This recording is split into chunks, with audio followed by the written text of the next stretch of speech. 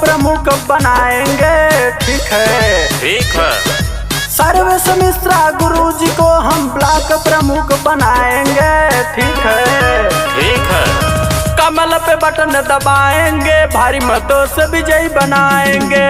ठीक है, ठीक है। कमल पे बटन दबाएंगे, भारी मतों से विजयी बनाएंगे। ठीक है, ठीक है। जिला मंत्री धीरज सिंह के बारे बड़ा नाम हो। ठीक है, ठीक है। जिला मंत्री धीरज सिंह के बारे बड़ा नाम हो, संगही में आदर्श शुक्ला बारे बड़ा काम हो। गावे गावे गुजो तारे इनका हो नाम से, सभी पहचाने भाई इनका हो काम से। ठीक है, ठीक ही है। कैप्टन करण सिंह को मिलकर विधायक सब बनाएंगे। ठीक है, ठीक है। ठीक है। कैप्टन करण सिंह को मिलकर विधायक सभी बनाएंगे। ठीक है, अरे भाई ठीक है ना। कमल पे बटन दबाएंगे, भारी मतों से विजयी बनाएंगे। ठीक है, ठीक है। कमल पे बटन दबाएंगे, भारी मतों से विजयी बनाएंगे। ठीक है, अरे भाई ठीक है ना। कमल पे बटन दबाएंगे, कमल पे बटन दबाएंगे।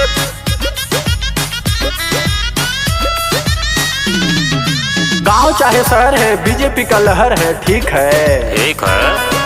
गांव चाहे शहर है, बीजेपी का लहर है। शेर जैसा खड़ा है, कोरोना का ही कहर है। ठीक है, दृष्ट निष्ठ बाड़े और पॉप का इरादा, सबके विकास होई बाटे ही है वादा। ठीक है, ठीक ही है।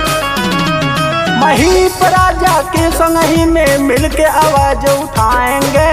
ठीक है, ठीक है भाई। शुभम राजा के संग ही में मिलके आवाज उठाएंगे। ठीक है, ठीक है। कमल पे बटन दबाएंगे, भारी मतों से विजयी बनाएंगे।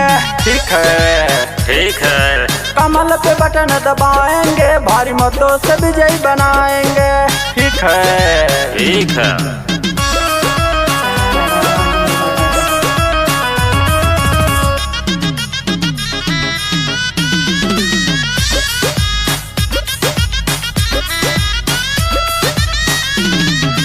कैप्टन करण सिंह के बढ़िया छवि। ठीक है, ठीक ही है। कैप्टन करण सिंह के बढ़िया छवि, सेवा करने में नहीं हटे कभी। ठीक है, ठीक है। मिश्रा सर्वेश के अलग बात हो, हर दम करेला सबके विकास हो। ठीक है, ठीक ही है।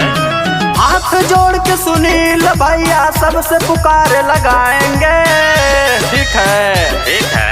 हाथ जोड़ के शुभम पाड़े सबसे पुकार लगाएंगे। कमल पे बटन दबाएंगे, भारी मतों से विजयी बनाएंगे।